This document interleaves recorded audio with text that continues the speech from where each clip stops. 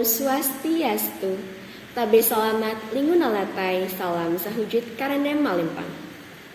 Perkenalkan, nama saya Niputu Gisti Sukreni, NIM 19000045, Prodi Pendidikan Agama Hindu, kelas B semester 5, Fakultas Dharma Acarya.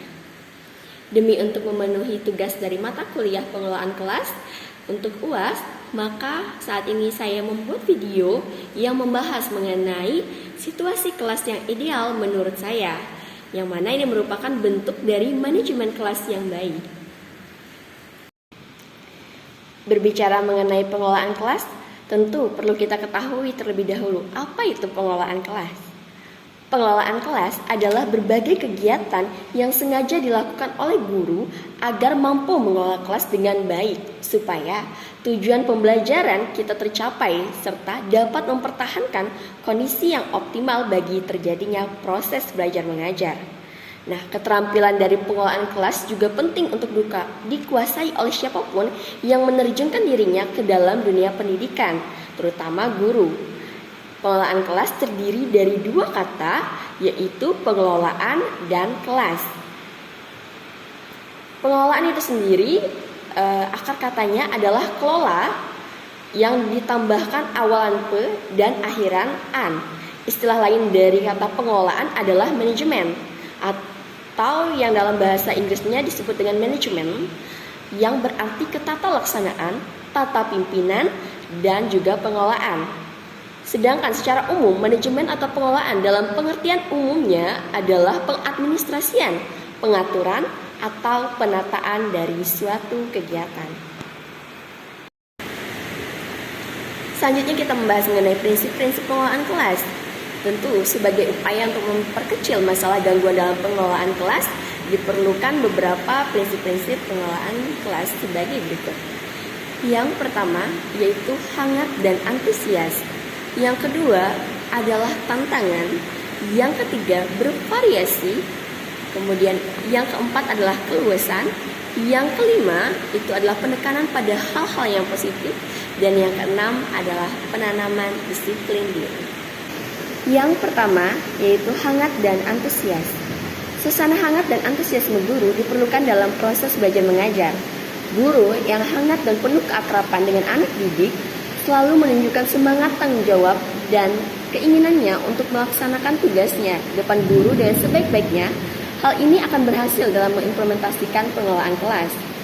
Yang kedua adalah tantangan.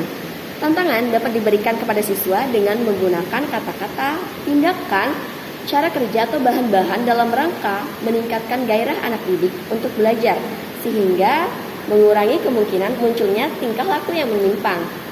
Tantangan juga akan dapat menarik perhatian anak didik untuk dapat menambah dan mengendalikan gairah belajar mereka.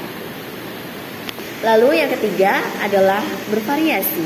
Nah, variasi dalam penggunaan alat, media, alat bantu, kemudian gaya mengajar guru, pola interaksi antara guru dan juga siswa akan dapat mengurangi munculnya gangguan dalam proses pembelajaran serta dapat meningkatkan perhatian siswa. Apalagi bila penggunaannya bervariasi disesuaikan dengan situasi dan juga kondisi yang dibutuhkan. Dengan variasi seperti yang telah saya sebutkan tadi, ini merupakan kunci untuk tercapainya pengelolaan kelas yang efektif dan menghindari kejenuhan belajar di kalangan siswa. Yang keempat adalah keluasan. Keluasan tingkah laku guru untuk mengubah strategi mengajarnya dapat mencegah kemungkinan munculnya gangguan dari siswa serta menciptakan iklim belajar mengajar yang efektif. Keluasan pengajaran dapat mencegah munculnya gangguan seperti keributan siswa, kemudian tidak ada perhatian, tidak mengerjakan tugas, dan sebagainya. Yang kelima adalah penekanan pada hal-hal yang positif. Dalam mengajar dan mendidik, guru harus menekankan serta mengarahkan siswa berpikir dan berbuat kepada hal-hal yang positif dan menghindari pengusatan perhatian anak didik pada hal-hal yang negatif. Penekanan tersebut dapat dilakukan dengan pemberian penguatan yang positif serta kesadaran guru dalam menghindari kesalahan yang dapat mengganggu jalannya proses belajar mengajar. Lalu yang keenam adalah penanaman disiplin diri. Disiplin belajar siswa dan disiplin kelas menjadi tujuan akhir dari pengelolaan kelas. Dan guru mengupayakan agar siswa dapat mengembangkan disiplin diri. Karena itu, guru sebaiknya selalu mendorong anak didik untuk melaksanakan disiplin diri. Hendaknya juga menjadi teladan mengenai pengendalian diri dan pelaksanaan tanggung jawab, serta menjadi tuntutan kepada guru untuk selalu berdisiplin dalam segala hal bila ingin anak didiknya ikut berdisiplin dalam berbagai hal. Selanjutnya yaitu mengenai macam-macam model pembelajaran. Sebenarnya ada banyak sekali model pembelajaran, namun di sini ada 5 golongan dasar dari model pembelajaran yang masing-masing fokus kepada satu ranah, yaitu yang pertama adalah kolaborasi, yang kedua itu sikap, yang ketiga games atau bermain, yang keempat individual, yang kelima itu adalah multimodal. Dari 5 prinsip model pembelajaran yang telah saya sebutkan tadi, namun kenyataannya di lapangan guru dapat memodifikasinya kembali atau mengkreasikannya kembali sehingga dapat menjelma menjadi ratusan model pembelajaran dengan masing-masing keunikan, kelebihan dan juga kekurangannya. Nah, di sini saya akan memberikan 10 contoh dari model pembelajaran yang sangat baik untuk dilaksanakan pada proses belajar mengajar bersama dengan murid generasi Z atau Alpha. Yaitu yang pertama adalah flipped classroom, yang kedua itu adalah discovery learning, yang ketiga itu debate, yang keempat itu play role, kelima learning, keenam problem based learning, ketujuh inquiry learning, kedelapan project based learning, kesembilan action learning, dan kesepuluh BYOD. Berdasarkan berbagai macam model pembelajaran yang telah saya sebutkan tadi, di sini saya memilih satu model pembelajaran yang saya rasa ini cukup unik dan sangat menyenangkan jika bisa dipraktekkan langsung, yaitu mengenai model pembelajaran debat. Nah, model ini akan membiasakan siswa untuk mencari jawaban dan mempresentasikannya di depan orang lain, kemudian belajar untuk mempertahankan jawabannya tersebut atau pernyataannya tersebut.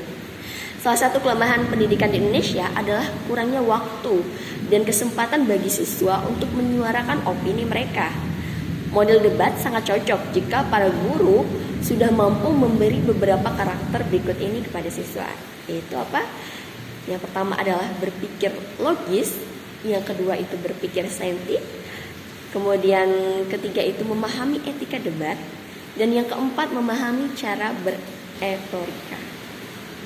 Berdasarkan model pembelajaran yang saya ambil tadi, yaitu model pembelajaran debat, maka saya mengambil model kelas, yaitu model kelas huruf U atau saya sebut dengan model kelas U.